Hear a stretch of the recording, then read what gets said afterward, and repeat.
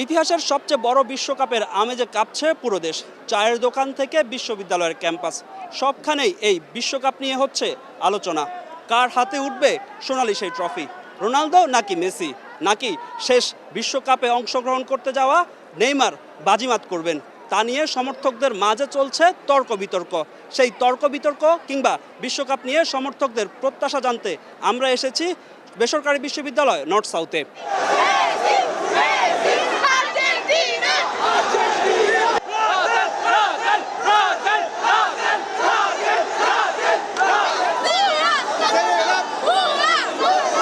Seven আপটা কি আপনাদের অর্জন? সেভেন আপটা আমাদের নিজেদের দলে নিজেদের দেশে খেলে সেভেন আপটা খাওয়া এটা খুবই শরমের ব্যাপার। আমরা তো আর 7টা গোল খাই না। আর ওই সময় ব্রাজিল হোস্ট ছিল, তো নিজেদের দেশে খেলে 7টা গোল। এবার দেখেন ব্রাজিলের যে ওয়ার্ল্ড কাপ বলে, ওরা কি নিজেরা দেখছে ওয়ার্ল্ড কাপটা নিতে? দেখে না। কিন্তু আমরা 3বার 2014 সালে একবার দেখছি, 22 সালে একবার, 14 সালে আর্জেন্টিনা ওয়ার্ল্ড কাপ নিয়েছিল না নেই নাই, বাট আমরা রানার্স আপ দেখছি, এবার ফাইনাল দেখছি। আর কি লাগে বলেন? একটা ডিবেট আছে যে আসলে 2000 আর্জেন্টিনার আগের দুই বিশ্বকাপও কিন্তু আসলে বিতর্কিত, 2022-এর বিতর্ক ওয়ার্ল্ড কাপটা আসলে বিতর্কিত। অনেকেই বলছেন, ব্রাজিল সমর্থকরা বলছেন, তাদেরকে আপনারা কি জবাব দিবেন? তারা বলছেন ইনফান্তিনোর সাপোর্ট পেয়ে আর্জেন্টিনা বিশ্বকাপ জিতেছে, 5টা পেনাল্টি পেয়েছে। আসলে বাদ গেছিল পেনাল্টি থেকে হাইরাই, কে জানে মিস করছিল, মার্কিনোস। কিছুদিন আগে আর্সেনালের একটা প্লেয়ার পেনাল্টি মিস করছে, এটা কে ছিল? গ্যাব্রিয়েল মাগালেস।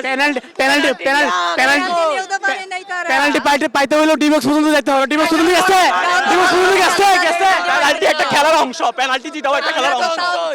ওদের ফেভারিট প্লেয়ার রোনালদো। ব্রাজিলের সমর্থকরা আরেকটা কথা বলছেন যে আর্জেন্টিনার লিওনেল মেসি তার প্রস্তুতিটাই শুরু করেছে পেনাল্টি দিয়ে ম্যাচে। সেখানে আপনারা কি জবাব দিবেন? একটা কথা বলি শোনেন, এই যে সাধারণ মানুষ আমাদের হাত কয়টা? 2টা। ব্রাজিলের সমর্থনের হাত কয়টা? 3টা। জানেন? বাম হাত, ডান হাত, আরেকটা হচ্ছে অজুহাত ছাড়া ওদের কিছুই নেই। পাশের লোকে কিছু বলবে, আমরা ওয়ার্ল্ড চ্যাম্পিয়ন, আমরা রানিং চ্যাম্পিয়ন। 22 সালের স্কোয়াড থেকে অনেকটা ডিফারেন্ট, যেমন অনেক ফুটবলারের বয়স বেড়ে গেছে। সেই স্কোয়াড নিয়ে কি আপনারা স্বপ্ন দেখতে পারেন কিনা? অবশ্যই দেখতে পারি। বয়স বাড়ছে তো কি হয়েছে, এটা মেসি আছে না, মেসির 100 বয়স হলো এটা কোনো ব্যাপার না আমাদের জন্য। ওদের সব প্লেয়ার, ব্রাজিলের যদি সব প্লেয়ারের 80 না থাকে, তারপর আমরা এক মেসি দিয়ে আমরা জিতে ফেলতে পারবো। নাম্বার, এছাড়া কিছুই না। একটা প্রশ্ন হচ্ছে যে পর্তুগালের সমর্থকরা বলছিলেন যে গড ডিবেটটা আসলে তারা টিকিয়ে রাখতে চান, এবার রোনালদো শিরোপা জিতবে। সেখানে আসলে পর্তুগাল যদি এবার ওয়ার্ল্ড কাপ জিতে সামহাউ, সেখানে গড ডিবেটটা টিকে থাকবে কিনা?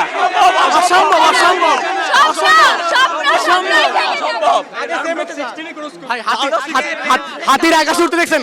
হাতির আকাশে উঠতে দেখছেন? সম্ভব না, এটা অসম্ভব ভাই।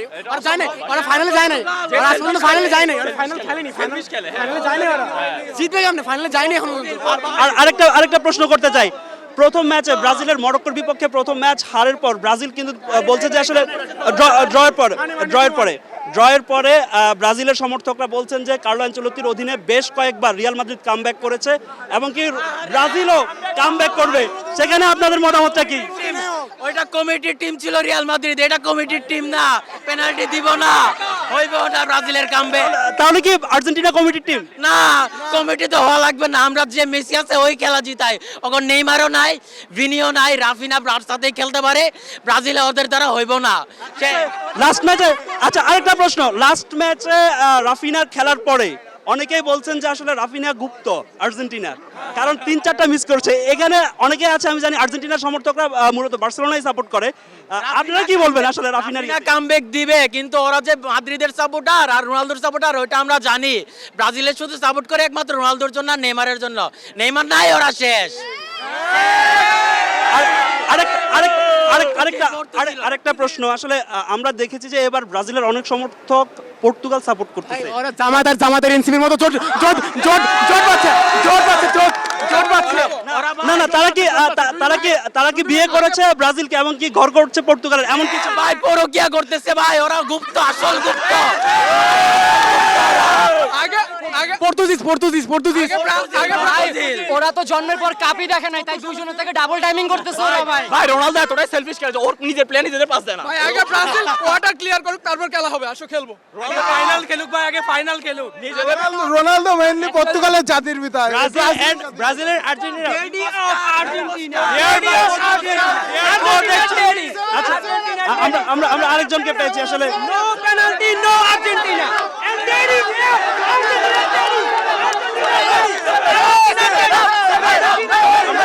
আমরা একটু কথা বলি।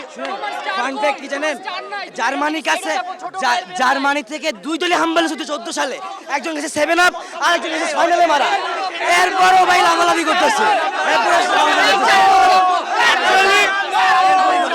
ভাই একটু কথা বলি, একটু কথা বলি।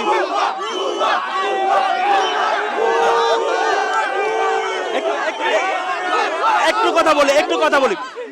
পর্তুগালের সমর্থকদেরকে অনেকে বলছেন, আর্জেন্টিনার সমর্থকরা বলছেন, ব্রাজিলের সমর্থকরা বলছেন যে তারা এই মৌসুমের জন্য পর্তুগাল সাপোর্ট করছেন। বিষয়টা কি আসলে সত্য কিনা? তারা সাপোর্ট করে কি না করে সেটা আমার ফ্যাক্ট না, আমার ফ্যাক্ট হলো যে ভাই রোনালদো কাপ জিততে হবে।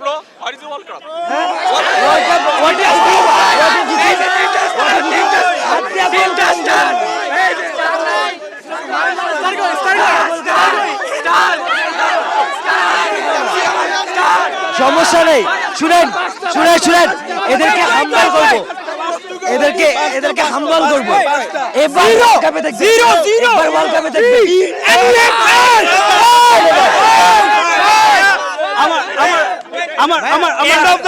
End of the day একটা জিনিস বলতে চাই, Brazil and Argentina, they are both actually flexing and roasting on our achievement, okay? That's the only truth.